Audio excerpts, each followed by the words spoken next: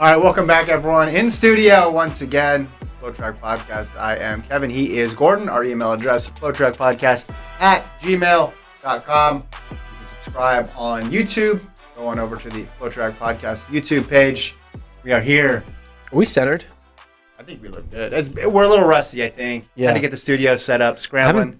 This will be the first time I touch you in 2023. You can touch my shoulder if you want. Go ahead. All right, Gordon. Wow. Touch my shoulder. First time. How did it feel? It felt great. A lot stronger, You right? look stronger, right? Yeah, clothes get smaller. That's clothes all you get do. smaller, you get stronger. Okay. Yeah. Shout out to Colt for producing. Got everything set up. Yes. And on the way. Big things in Colt's It's good future. to be back here. Yeah. I missed the desk. I got to admit, the remote stuff, it's triggering for me. Puts me back into 2020, 2021 mode. And I don't like it. I don't want to go to that place again. If we do it for marathons in the middle of the night, that's one thing. But the whole, hey, we're going to do a regular podcast and you're just going to be at home and we got to log on and do all that stuff. I don't like it. Can I tell the viewers a secret? Sure. About you? Sure. Like I'm gonna did you know that when we started this podcast, you were against video? Yeah. You were against going live. Yeah. Everything that's success. That's why I probably shouldn't be making any decisions anymore. Can you name something I've done that's good? You were against coming into the studio. Well, until I was for it, and then I was the one who said, "Let's get back in the studio." Yeah. It's like you're right. It's kind of cool though how like you can be against something and then you love it. There were some other reasons though why I was against coming to the studio that I don't want to get into. Sure. Now we don't have that issue. But yeah, you're right. Video, because I'm from the audio world of podcasts. Yeah. I said, "What are you doing?" But now every podcast is video. There's some podcasts out there that I wish would be more video. Sure. I'm kind of like, have you not got like the memo that all podcasts should have a video component? Yeah. But if you had told me before, hey, we're going to be live on YouTube and this is going to be the format, that would have made more sense. I just probably didn't have the imagination of, hey, this is what it can look like. It was more just, hey, let's shoot an old video and then post it up of just two people talking. Now we have graphics and stuff. Yes. Graphics make it worth it. It's more of a video show than a podcast. Anyway. Kevin. Jonathan says that was odd. I prefer no touching in the chat. So, Jonathan, it's okay. Okay, there we go. Yeah. I evened it out. We are doing a podcast about the same freaking topic for like the 80th time. No, we're not. I feel like we talk about track and field schedules. It's a great day. All the time. Anytime there's a schedule, guys, there's a great day. Have we, like it actually, I was kind of shocked that this was news because I feel like the schedule already came out because I feel like we've done this piece. Schedule came out, not Olympic schedule. Oh, okay. But then we were talking about the 2022 schedule. Okay. Yeah, listen, you might. Like, are we going to do a like indoor, like the cross-country schedule release? Like, first they're doing the women's 12K and the men's 12K. No. Cameron in the chat says it's echoey. Is it echoey, Colt? We have any echoing issue? Do you need me to move the mic or something before we get going?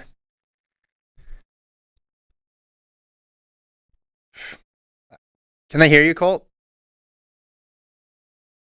Can the audience hear you, Colt? Listen, guys, we've been fighting this. There's no reason. There's an echo. We're going to figure it out. And it's our fault, but I don't know how to fix it. We're working on it in the background.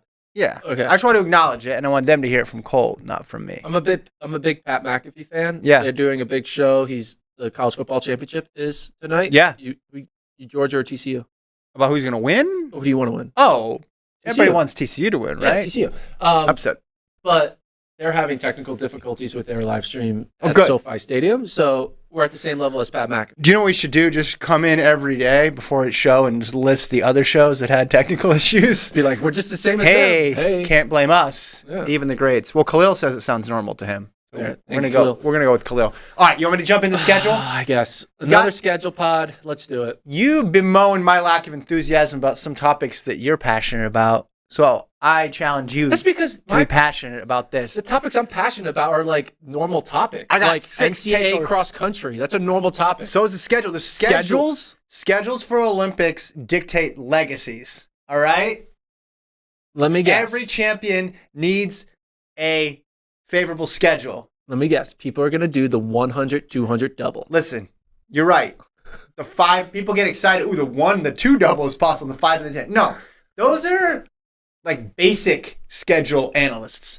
You're looking at someone who's experienced. You like the 538 of schedules? I comb deeply into these schedules. I got 6 takeaways here. All right? 6. And they're not just going to be, wow, you can do the 5 and the 10. Guess when else you could have done the 5 and the 10?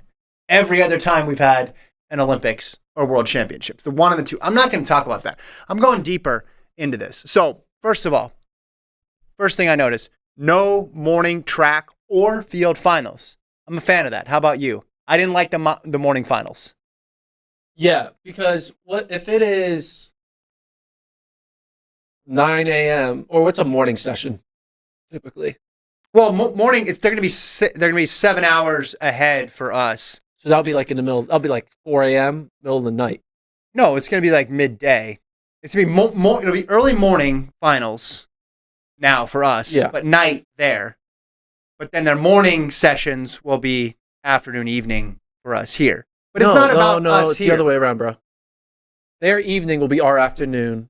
Sorry, yes. Yeah. But anyway, it's not about us. Their morning will be our early. It's not about us. It's about the fans in the stadium, and it's about competing at night. Like, you have the 2 most famous races for Tokyo. In an empty stadium in the middle of the day. It's like noon. It's so annoying. Those 400-meter hurdle races will run at noon. It was just a sort of a strange thing. Go back to Rio, that fast women's historic 10,000-meter race. That was a morning final. I just don't like morning finals. And also some of the morning finals at the 2022 Eugene, they were kind of annoying. You don't like the it? 10K, it was kind of like, oh, okay, now we're going to get lunch. It was like a weird thing. Yeah. You don't get lunch after watching a championship final. No. Like, that's not what you should be doing. You should be going to a bar. It should be at night. So that's number 1. Number 2, you mentioned, the 1 and the 2 and the 5 and the 10. Yeah. So all the normal doubles are possible, but there's one I have my eye on here before I go into the super selective Sydney thing level doubles. Long and triple jump is possible. Yulimar Rojas. Keep your eye out for that one. Wasn't the long and triple jump double always possible? It's been hit or miss. 3. Do you remember the repassage sheets? Oh, yeah. It was weird to actually see them listed on the schedule. Okay, yeah. So this was a reminder that those are a thing. Can do a refresh for people who don't know what that word means, because I kind of don't know what that word means. All right, so after the first, we'll pull it up. Pull up like day 1 on that schedule, the second link that I sent. Yeah. Zoom in there, right? So you see Friday morning. Let's just look at Friday morning, right? Upper left corner. Yeah, 11:05, round 1, men's 1500. Ordinarily you'd have auto qualifiers, and then you'd have time qualifiers, big Qs and little Qs. But this time, only the big Qs are going to go through, and then the little Qs are going to go the next day. Look at Saturday. Let's go over Saturday. To the right. Saturday morning. Let's see. Do we have a repertoire? No, we don't have it. It would be on Saturday evening. Excuse me. Scroll down Saturday evening there. 1500, 2025, men's 1500. It says REP. So that would be the people who didn't get the big Q. They have a chance to race and then move into the semis, right? Now, once you get into the semis, then we're rolling with the same sort of process moving forward. But it adds so many additional races. Yeah. So if you're a fan of just seeing more races, you're going to get more competitors on the track. I don't think it's wholly necessary. I think the track schedule needs to be decluttered, not added with extra clutter. But it's a reality now. It's listed on the schedule. So that's what that means. Okay. So let's get to the big thing that we care about is notable athletes and what can they do that would be once in a generation type performance. All right. That brings me to my 4th takeaway from the schedule. Sydney's. I set you up well there, didn't I? Sydney's. Look, I threw that ball right back at you. Paris. Boom. Now, we don't know if she's going to do this, but I'm looking at 400 hurdles and I'm looking at 400, right? That's the double that people want to know. Hey, is this possible? Here's how it breaks down. August 4th morning, 400-meter hurdles round 1. August 5th morning, 400 round 1. So here, Colt, just show our FloTrack notes pod to show that screenshot of there. Yeah, and basically what we do, she's going every other day. Round 1, 400 hurdles. Round 1, 400. Semifinals, 400 hurdles. Semifinal, 400. Final in the 400 hurdles on August 8th. And then if she does the 400, the final will be the next day. So it would be 6 races in 6 days for her if she wants to do it. Now you're saying, all right, well, they want her in the 4x4 as well. That would be August the 10th. So that would be 7 races in 7 days. This is extremely doable. They should have listed this one as another double that was possible. They didn't put it on opposite ends of the schedule, like they try to do when they try to make 2 doubles possible. And I guess in a perfect world, would you want one event completely off the books before you do the other one? Probably. That's probably how people usually think of doubles. And it's going to be tough going back to back August 8th, August 9th with 2 finals back to back. But she can conserve some energy and still win that 400-meter hurdle final unless something dramatically changes in terms of her competition in the next year. So it's interesting. Look at this. She does a 400 hurdle round and then a 400 round. 400 hurdles are always first. Yeah. So it's kind of like you're running in with moon boots on, and then you take away the moon boots, and now you have trainers to spikes because she has hurdles in her way, then no hurdles in her way, hurdles in her way, and how do you think her body's going to react to is it going to be harder for her going into the 400 coming off of a 400 hurdle, or is it going to be harder for her going back to a 400 hurdle after running a 400? I think it would be easier going the other way because for the last 2 finals, I think the 400 flat is going to be the more challenging one just to get the gold. So you'd want to have that one first. I'm of the mind, though, the first round on both of these is going to be easy for her. The semis is going to be easy for her. The tough part is going to be August 8th to August 9th. How quickly can she recover? And how good is the competition, right? How much is she going to need to dig to win that hurdle title? And then how much, then she'll put it all on the line for the 400. But we don't know what those fields are like. Maybe Femke Bol takes a step up. Maybe the 400 ends up being an easier path actually than the 400 hurdles. But as of right now, those last 2 days are where it gets tough. Okay, you said there's another triple opportunity. So let's talk about a thing, Mo. Because as veteran schedule analysts like myself know, one thing that bothered us was the thing Mo couldn't run the 4x4. Yes, that was annoying. That was ridiculous. Couldn't run it in Eugene and not going to be able to run it in Budapest because we want to put the 800 on top of the women's 4x4, which is unfortunate. You have 9 days in Budapest. Here you got 11 days. Let's figure it out. So the good news is Thing Mo can run the 4x4.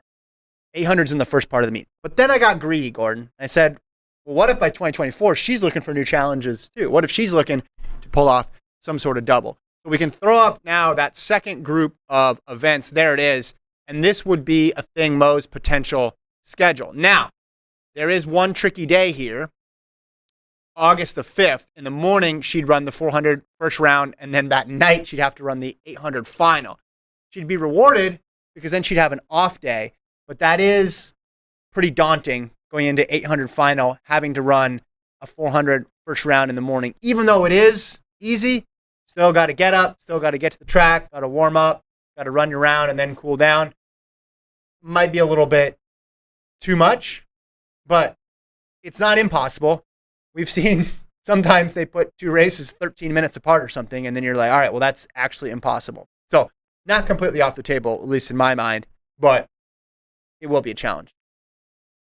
If you had to tell a Thing Mo, you can get silver in the 8 and the 4, or just gold in the 8, what does she choose?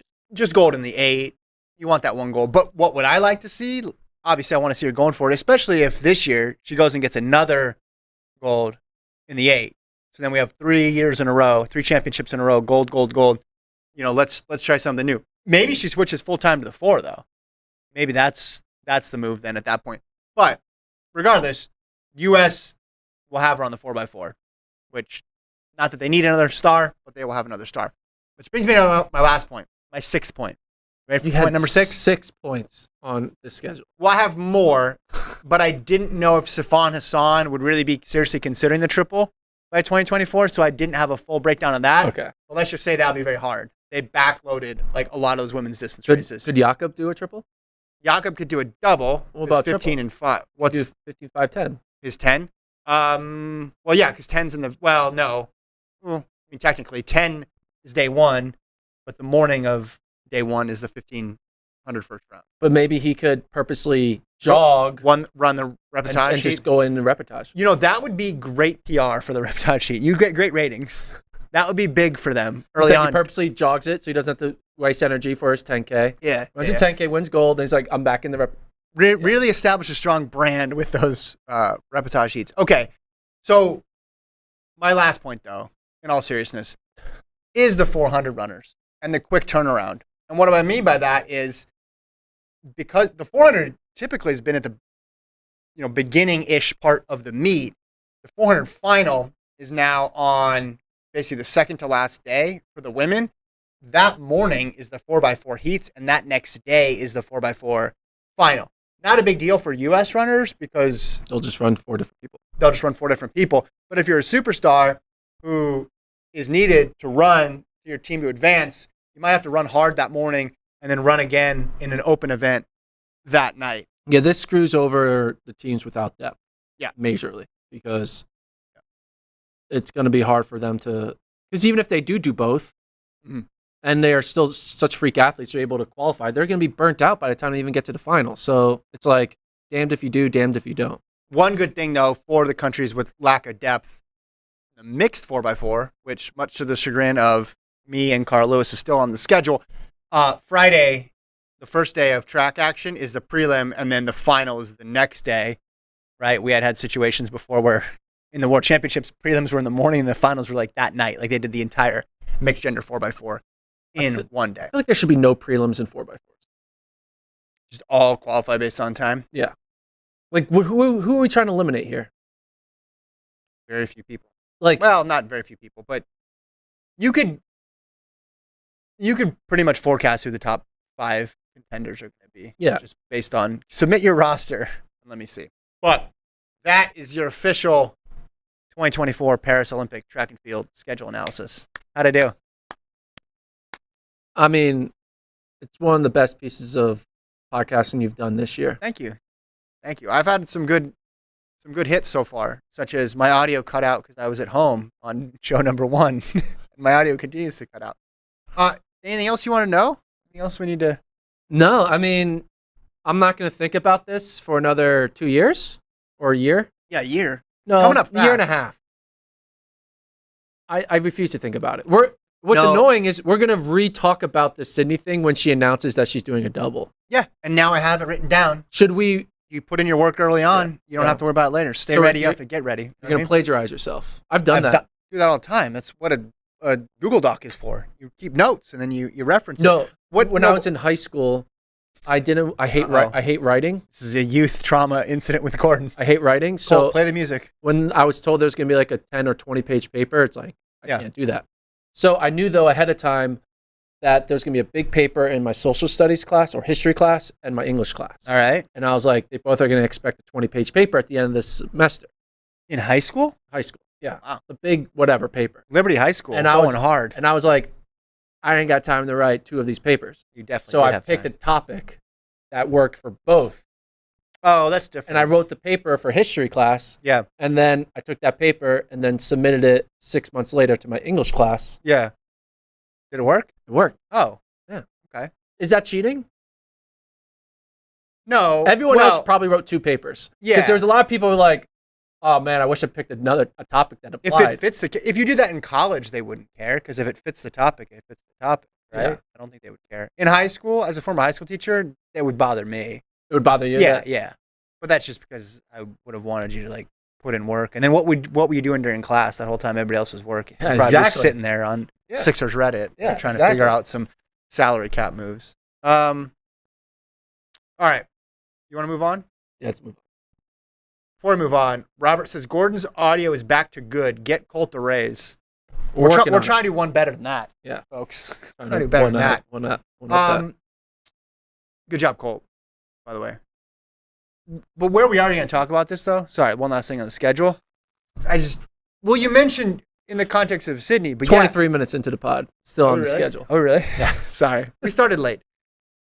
We didn't start late. We started like 5 minutes late. No, we started like at 12:31. You robbed me of 5 scheduled minutes. I want them back. I'm reclaiming my 5 minutes. No, someone is going to pop up who has like 15.5 potential or something like steeple, and we're going to go back to it and we're going to look, hey, is that double possible? That's what's going to happen. All the doubles are possible, right? Yeah. But it's like you're going to talk about 400, 100, and then we're going to have to go back and look, hey, could so-and-so do that, the 400, 100. That's when we're going to come back. All right. I want to know if Curly and Norman can go for the... Wait. The quad? No. 1, 2, 3, 4, 5, 6. The 6. What's 6? Sextuple. What's that? 1, 2, 4, 4x1, 4x4, mixed 4x4. I'm surprised you haven't put Grant Holloway in that. Oh, that'll be 7 then. Just and the high hurdles. And the 400 hurdles. So let's give Grant 9 golds. Let's just get him. Let's just go full Michael Phelps. How great would it be if there was like a Michael Phelps of track where they were just so good that they were able to win 9 different... There's a limit to events though, right? There's a limit. Is there not a limit? Or would there be a limit? If you can qualify, you're in. There might have been a limit. You think there's a limit? There's not a limit to how many events. Is there a limit, chat? Why would there be a limit? I don't think there's a limit. What rule would make a... Huh? No, because where this would be interesting would be, say you have a superstar athlete like Grant who could get the standard in like a bunch of different events, but for some reason can't compete for the U.S. Just whatever, weird scenario. And then they can qualify for 6 events, and they're just like, screw it. I just want to show up every day and wear my country's colors. I mean, they're literally... Fred Curley, Michael Norman, and Grant Holloway have a talent to be in a final of a 100, a 200, a 400, a 4x1, a mixed 4x4, and a mixed 4x4. Well, those ones, you need teammates on those ones. Yeah. I'm just saying, what if you... But, like, I'm just saying, if, like, a natural disaster hit and all of the track and field athletes were gone off the face of this earth in the U.S., we're getting and a little only Curley, Norman, and Holloway were left, I think they would enter all the events and they would get all the medals. Yeah. Mr. Runner says in high school the limit's 4. Yeah, I'm not talking about it. For some reason, I thought the Stefan Hassan thing, when we came up with that, we were adding events, and for some reason, there was something in the back of my head that was saying there's a limit. Well, it was like you're 5. too good. Why would there be a limit? That makes no sense. Well, there's a no, you're right. Limitless number of events, Thomas says. Thank you. Thomas is our brain fact check brain extraordinaire. fart there. Yeah. Well, swimming, it's not impact. That's why. Yeah. Impact and track. So that's all right. What are we doing now? Boston? Yeah, there's a run of show. I'm going off of you. I'm looking at it. Boston, more names announced for Boston. This is crazy. The thing that stands out to me, I mean, it's cool. So you get Amani Bariso, who ran that 214 in Valencia, 214.58. You get Sharon Lecchetti, who just won New York City. But, like, this is the crazy thing. Pull up the start list here. Look at everybody's entry times now. It used to be like, oh, my gosh, there's 217, and how many people are under 220? Like, look at this women's 14, field. 17, 17, 17, 17, 18, 18, 19, 19. It's crazy. And it's all within the last couple of years. The 214.58 stands out, obviously, but just the sheer number of 217s and then 218 lows, it's crazy. They announced some of these names before, so it's not hugely surprising, but you get the announcement of some Americans in there, like Sarah Hall. But I'm interested in those fall and winter winners in Lecchetti and Bariso. Like, what are they going to do now? For Lecchetti, it's the second marathon of her career. Bariso basically started her career over after running 14.58. So what's she going to be able to do now? I don't know. Also, Alfin Tulamuk. She's there. Yeah. It's like so weird. Like, you think about her winning the trials, but her best is 2:26. So it takes a lot of scrolling to get to that number now. Yeah. With all the women out there running 2:20 and faster. Any other thoughts on this one? I just wanted to bring it up. Yeah, no thoughts. I don't know if it's... I won't be able to do 25 minutes on that like you did with the schedule. It's pretty good, though, right? Pretty good. All right. What do we got next? So this news broke right after... There's rumors of this throughout the week, but then it broke right after we ended our podcast on Friday. Chris Zielinski, as you guys know, one of the best distance runners, was coaching the Florida distance program, men and women. We know what he did with Parker Valby. She had a phenomenal cross-country season. Looks to be one of the favorites with Caitlin Tui going into indoor and outdoor. But he is going to Oregon. Mm-hmm. Pair up with Schumacher. And it kind of... Flanagan. And Flanagan. Yeah. It's kind of getting the band back together a bit. Does Schumacher coach... How many years has Schumacher coached Zielinski for? Oh, a bunch. Like, I mean, you associate Zielinski with Schumacher in terms of his coach. But, like, how many years has it been since they were, like, together? Oh, was he last active in... Retired in, what, 15? 15 or 16, 15 or 16. Yeah. So he's been away for about, 7 years or 8 years. Can't keep them apart. as he comes not back to Oregon, but to Oregon. Yeah. Gonna be assistant coach. Makes sense. It kind of allows for Schumacher to kind of not be as hands-on with the distance programs because now he has Zielinski and Flanagan to kind of take that reign. So now I think Schumacher now can focus more on big picture track stuff and then also the Bowerman team. Mm-hmm. So I think it allows him he needs extra hands. Yeah. And Zielinski clearly has found a way to transition into the collegiate coaching realm pretty well. He started at William & Mary, Florida. He was able to get the Florida women's team qualified. Their DMRs were getting there, and obviously Parker Valby, boom. After you do that, it's like that's what you expect from someone. Yeah, what do you think of this transition, and what do you think he's going to do there for them? Well, were you surprised mid-season? I was a little bit there. Yeah. We've seen the mid-season athlete going pro phenomenon pick up, but this is a little different than that. But also, you could argue Schumacher was hired late, right? He was. And Zielinski's probably not going to up his life. Hey, I just got the team together across country. I really feel me and Parker and I are kind of this is looking good. Yeah. It's not a good point to right before the cross country season to be see, I'm out. It makes more sense, do a complete full season and then kind of do that refresh in December. Yeah. I mean, it's a clear signal where Oregon's focus is going to be going forward, which is no surprise because Schumacher was hired as a coach, as a distance guy.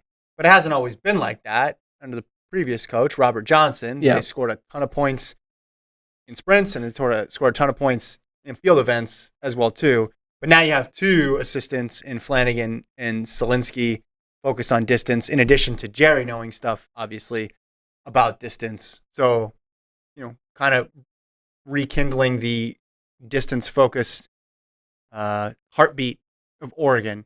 So you brought up a good point, though, with Bowerman, because you can't exclude that from the conversation as well, too, because they're training at the same time as well, too. So, yeah, it does free Jerry up to deal with that. All this stuff is super time-consuming, especially at Oregon, because on top of all the recruiting stuff, you have being the face, being the voice of track and field in Eugene, in Tracktown, USA, putting on all the home meets, all that stuff. It's not a regular coaching job at Oregon. So bringing in people... You're like the mayor of track. Yeah, which is a weird position for Schumacher to be in because he doesn't do that. He doesn't do that. He doesn't want to be the mayor, right? But then he took the job to be the mayor. Yeah, exactly, which is tough. And then you and I immediately started pestering him with questions. You famously while eating an ice cream cone that was melting that fateful day in Eugene, which was a great career highlight for me to witness that firsthand. But yeah, there's just a lot of trust there. Yeah. Between those three, not only Zielinski going back to college and then pro group, and even the Bowerman side of things too, right? He's familiar with all that stuff. It makes a lot of, when you think about it, you're surprised, but then you're thinking, oh, this makes a ton of sense. And if you have a chance to coach with your mentor, right, the person who coached you is probably fulfilling for him. I remember I asked Chris at NCAA's because I was like, hey, does Parker's racing style kind of reminds me a little bit of you in terms of hard charging and getting after it. And he said, oh yeah, after the outdoor 5,000, Jerry reached out to me and said the same thing. So, they're obviously close. They've been close for a while. He lived many years in Oregon, in Portland. So it all makes sense. It's just a lot of big name on one coaching staff. Yeah.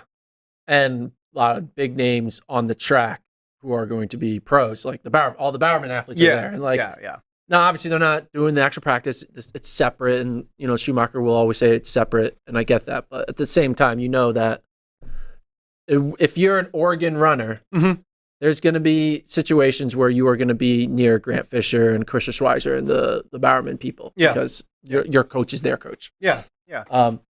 I did think for Zielinski, he gets to go from a program where Florida is you could argue the best track program in the country, but for them, distance is bonus points. It's not the main foundation of how Mike Holloway has built the program.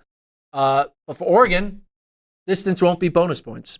Distance will be the main priority. So Zielinski is going to be able to go into a place where he's going to get a lot more recruiting dollars, right? Because he's going to have a lot more scholarships available for recruiting distance runners than he did at Florida. because Florida prioritizes sprints, right, hurdles, as well jumps. they should. Yeah. Because they have a successful formula that's worked and they've won a ton of championships. But if you are a distance coach, I could see, hey, you want to try to coach for a school that's going to give the best distance athletes, right? Every coach talks about that. When regular coaches go from whatever conference they're into the SEC, if they're sprint and field event coaches, they talk about, wanting to do it in the SEC because it just is different when you have dollars behind that sort of program and the level of competition that you need. Like you want to see, if you think you're a good coach, you want to see how well you can coach the best athletes.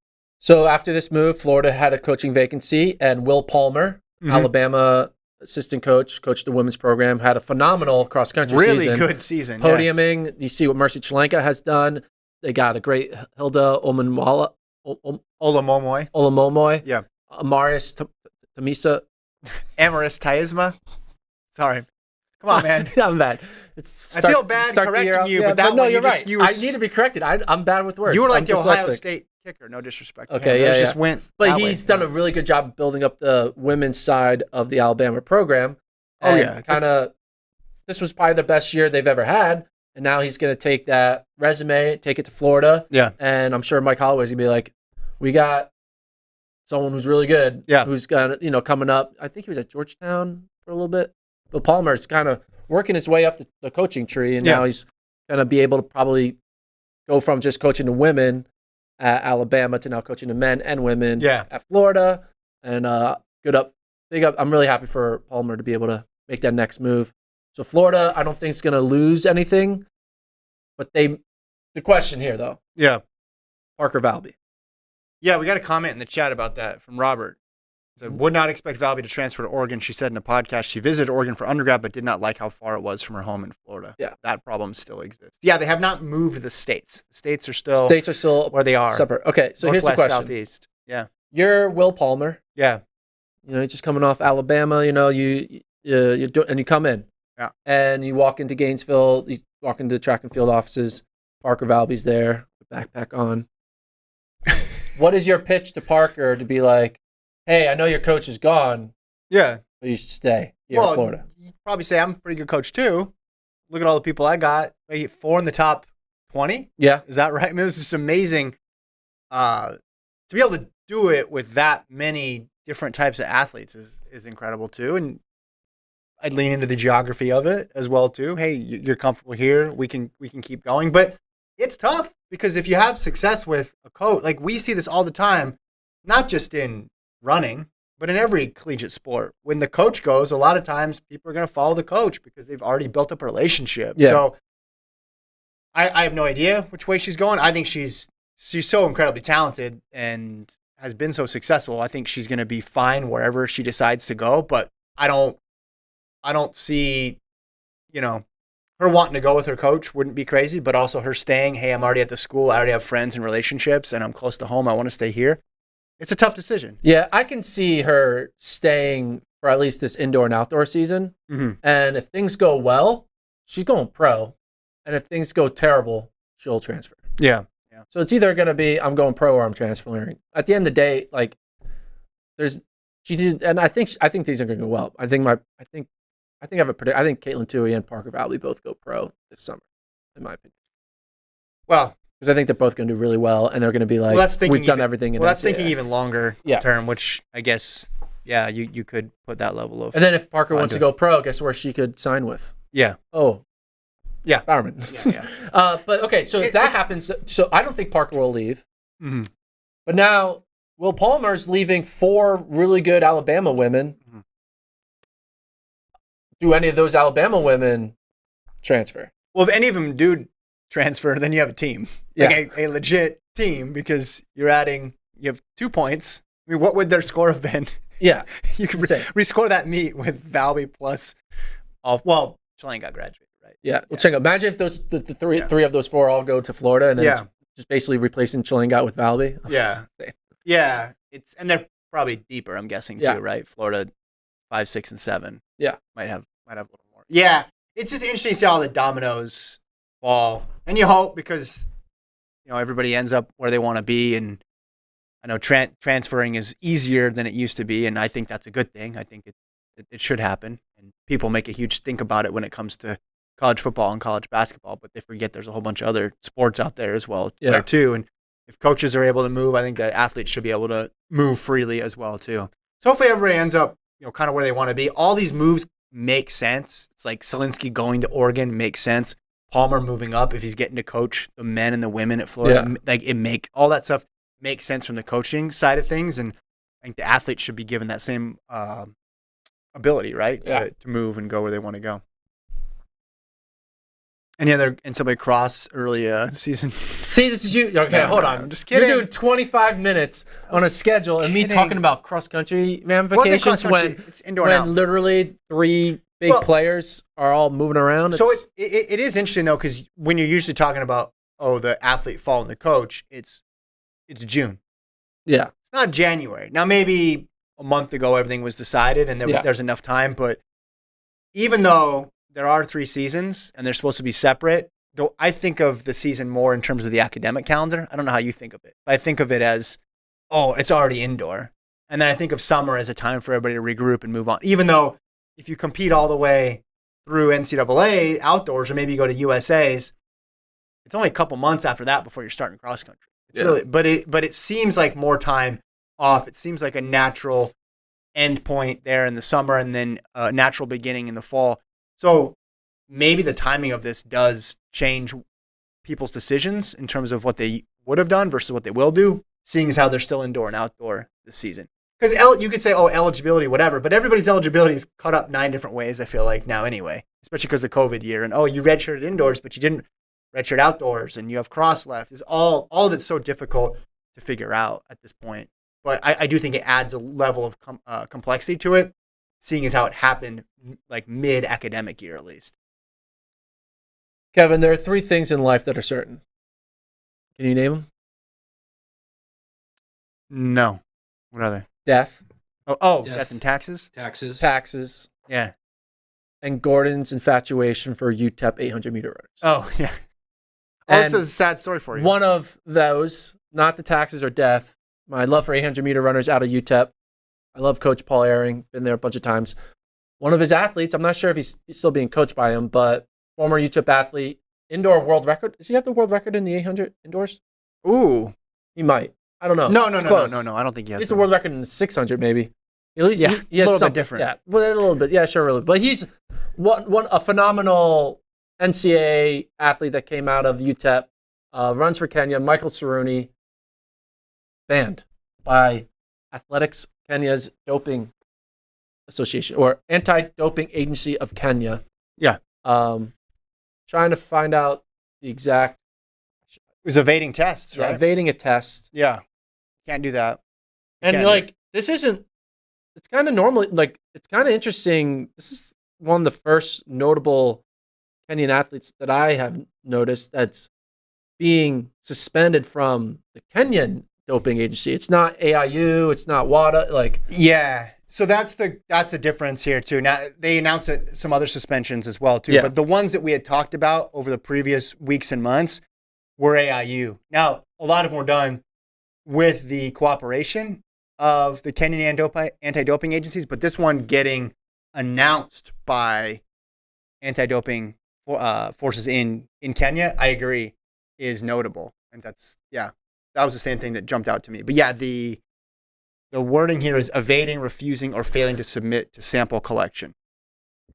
So I'm assuming he'll issue a statement, and then we'll figure it out. But you can add this to the list now. I don't know the running total now of Kenyan suspensions, but it is quite long at this point. Yeah, and people are gonna question because I'm not sure if he is a training partner. He might not be anymore, but he was with Emmanuel Correa a lot, and Correa has won the past 2 800-meter titles. We haven't seen Saruni in a while. Yeah, we haven't seen. That's probably why.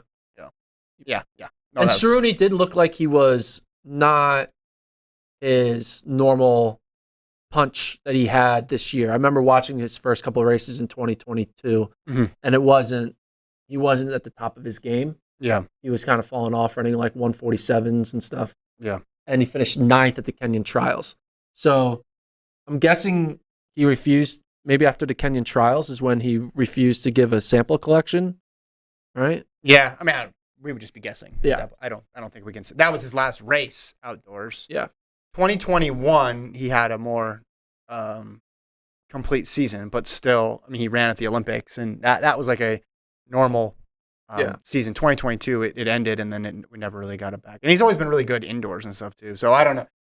The sheer number of these things is really striking.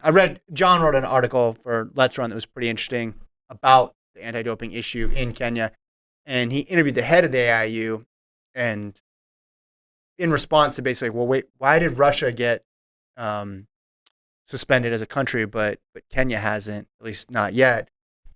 And what he said is a great point, which is, well, because they're helping us in this anti-doping fight, whereas not only was Russia not helping, they're like working against us, right? It's two totally different things. So when you talk about, are you going to suspend a country? It's not just, how many athletes from this country dope? It's like, can we trust their anti-doping authorities to not thwart our efforts, right? Yeah. Or can we count on them to help us out, to try to help us with this problem? So Saruni, one of the latest, but you can look up the list. It's huge. It's huge.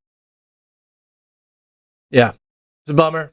You hate it when someone that you're a fan of, this happens, but hey, if this is true, then them's the rules, and that's it. I think the odds of Saruni coming back from this, I mean, he's 26 now.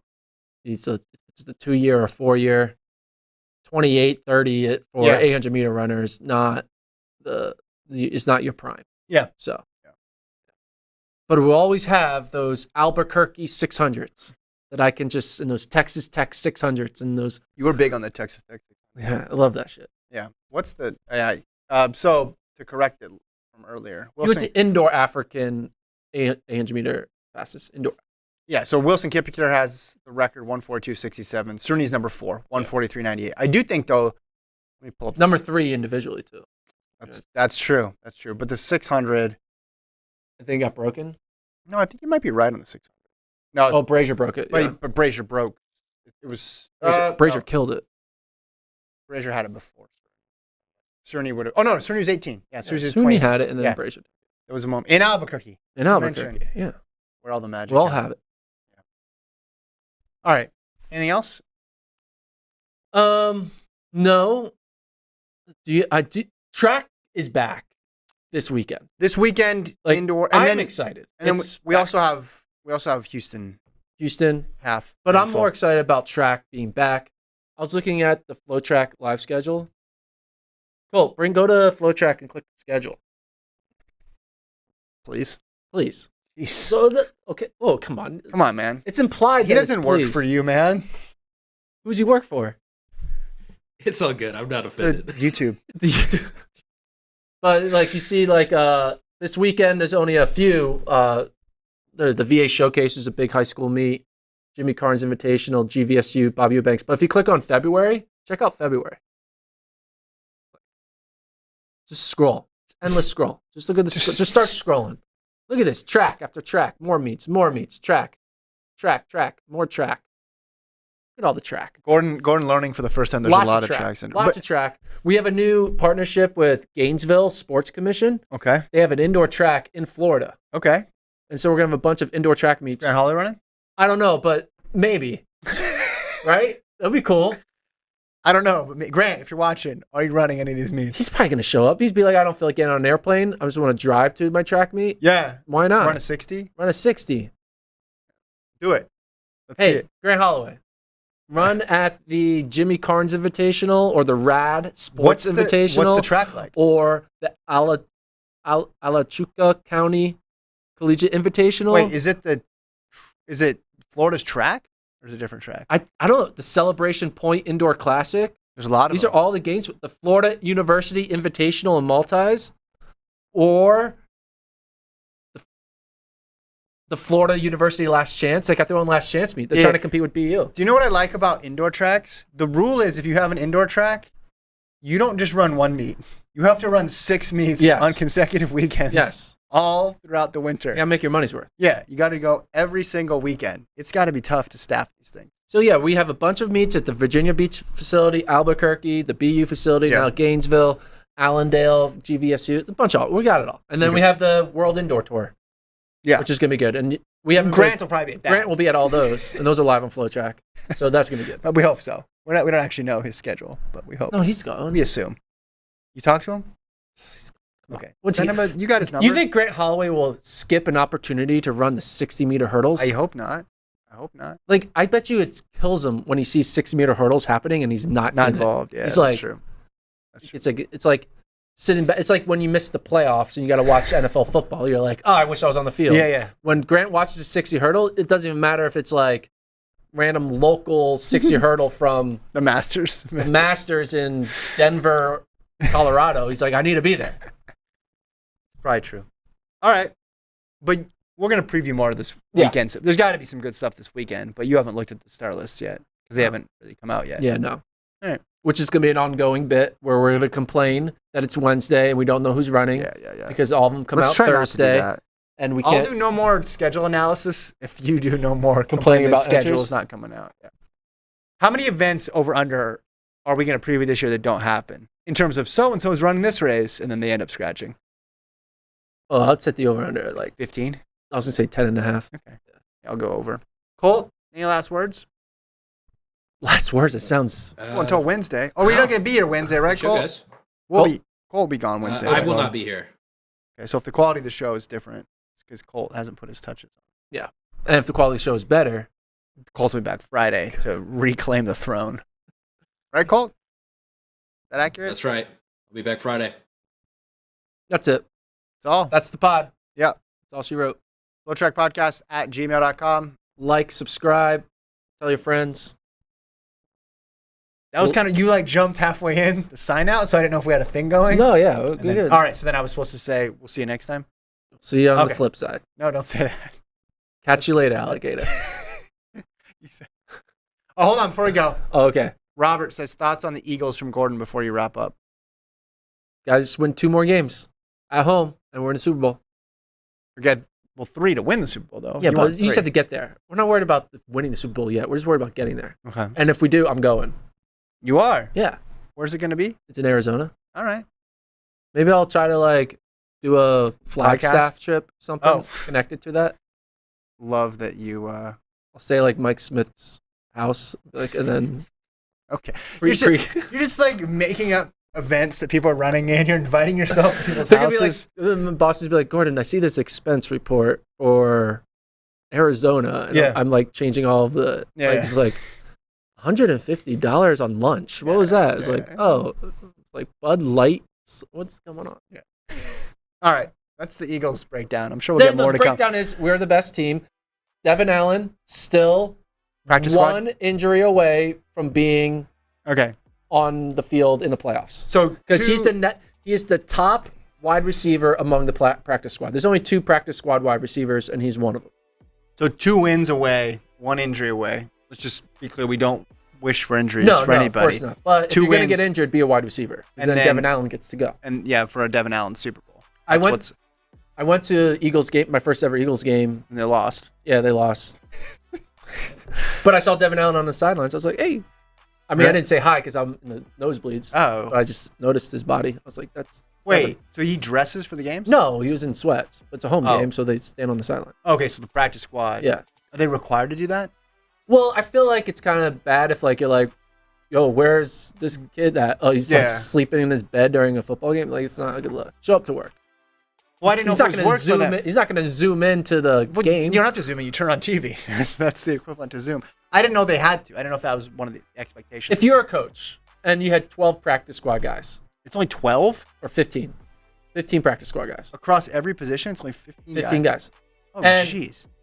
And 14 of them came to stand on the sideline to support the team. And one of them was like, I'm just going to watch it at home. You're cutting that guy. I wouldn't require any of them to go, especially if it was cold out. I want them to be healthy. I would. I'd say relax. Stay healthy. Don't get sick. We might need you later on. I mean, if it's the last game of the year or something like that, that's fine. Do they need more people supporting them? This isn't a high school game. There's how many people in the stands? 70,000 people cheering? They don't need... They're not going to miss. They don't need 12 other people cheering for them. I just didn't know if it was the expectation. Because sometimes, well, this is different because I guess injuries and stuff, but like when an NBA player is like hurt, a lot of times they're just like not at games, right? They're just gone for a couple weeks. So Here's my thing though. I'm not sure. I was watching NFL a lot this weekend, and there was a lot of failed hurdle attempts over. Okay, so I saw one where the guy did it way too soon because the defender never went low. Yeah. The defender stayed high. And it just went right into it was bad. Yeah, and then happened again. And I'm just like... Where were the memes? Were there memes? All we need is a Devin Allen hurdling a football player. It would be like the greatest moment ever because it's the Olympic hurdler hurdling in football. I don't think he'd do it though because it would be too on brand, like too on the nose. So maybe he goes under. They all think he's gonna hurdle. Like go like that, and so they jump up, and he's just like goes under. Hits him zag when they zig. Exactly.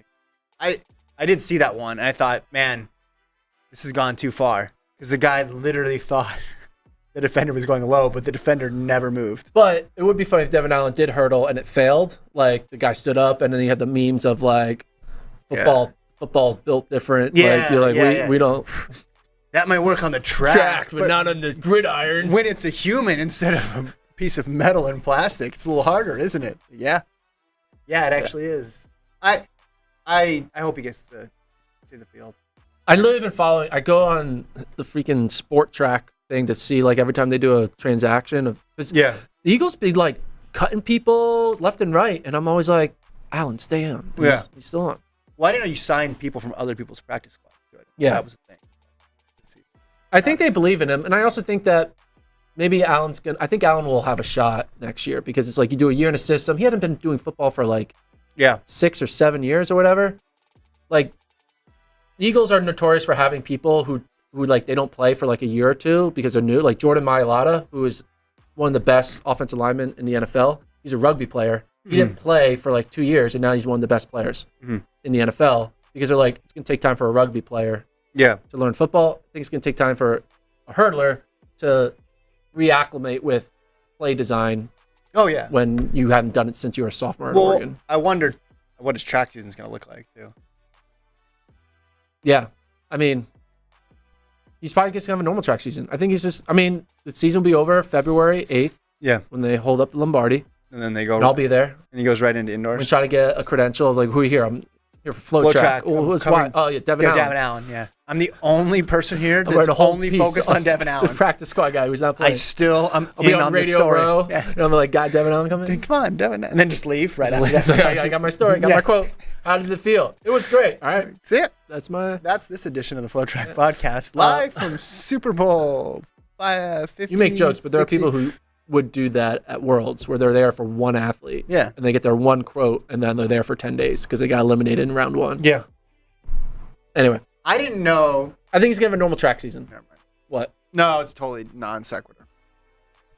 I'm willing to. I didn't know that athletes booked their travel. Like some athletes knew they weren't going to make finals, so they would book their travel out after semis. Knowing they weren't going to make the knowing that it would be a miracle if they even got to They're trying to save semis. Money, yeah.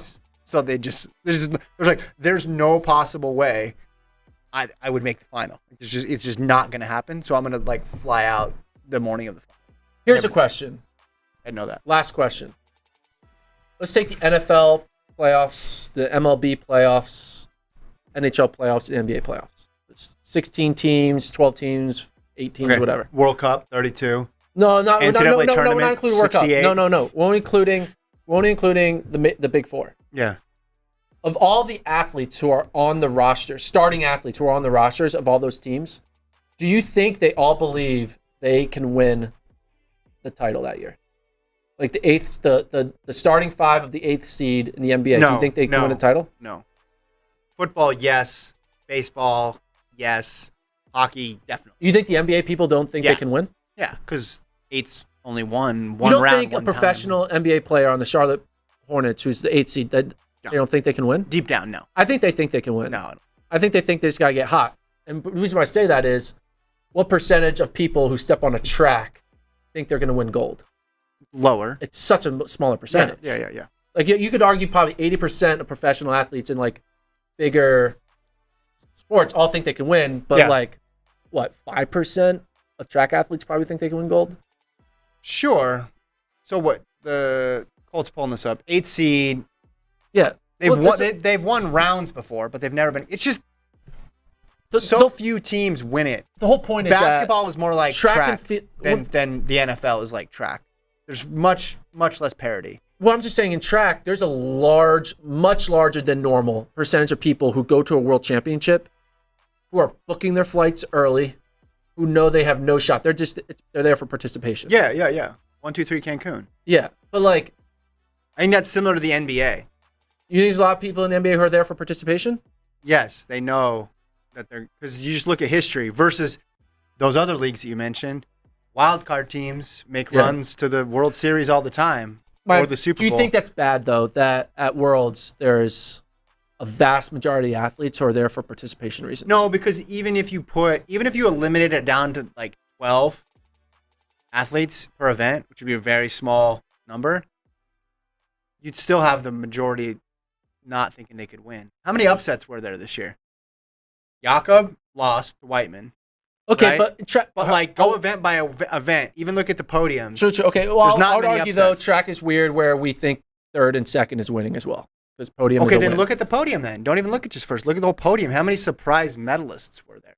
It's like, all right, Bassett was a surprise bronze medalist, but Warholm being hurt, you're like, okay, that kind of makes sense. But in general, you picked the Americans to sweep. You picked the Jamaican women to sweep. Like that, Michael Norman winning wasn't a surprise. The men's 8 was a surprise just because it was a total mess. The 400 meter hurdle final, I think everyone on that track thought they could podium. Only because of Warholm being injured. If Warholm was not injured, none of them. There would have been a bunch of guys who thought, not to say 100% chance I'm not going to podium because you could hit a hurdle or whatever. But if you said everybody runs their best race, well, like go event by event. If you're paying attention, there weren't that many surprises. You're not. Like it's just not. You tell me to do my research? No, not you. I'm just saying, if you just only pay attention to track like every 4 years or something, and then you turned into the World Championships, and you're like, wow, American men swept the 100 this year. What happened to Bolt? But if you paid attention all year, the odds of a sweep were higher. I mean, not literally higher, but we all thought the odds of sweep were higher than not a sweep. We thought a super sweep was in the cards too. So there's really, and even you want to go down to a lower level, Olympic trials. How many big upsets are there in Olympic trials? You get out of the multiple, 40, how many events?